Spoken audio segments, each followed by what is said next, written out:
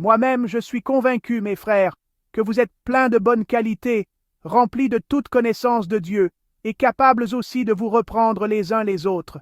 Mais je vous ai écrit avec un peu d'audace, comme pour raviver votre mémoire sur certains points, et c'est en raison de la grâce que Dieu m'a donnée. Cette grâce, c'est d'être ministre du Christ Jésus, pour les nations, avec la fonction sacrée d'annoncer l'évangile de Dieu, afin que l'offrande des nations soit acceptée par Dieu, sanctifiée dans l'Esprit Saint. Je mets donc ma fierté dans le Christ Jésus, pour ce qui est du service de Dieu.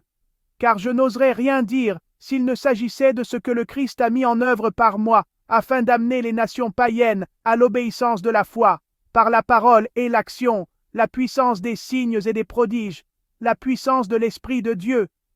Ainsi, depuis Jérusalem en rayonnant jusqu'à la Dalmatie, j'ai mené à bien l'annonce de l'évangile du Christ.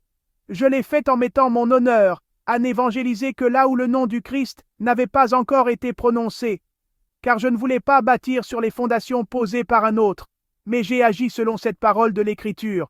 Ceux à qui on ne l'avait pas annoncé verront, ceux qui n'en avaient pas entendu parler comprendront.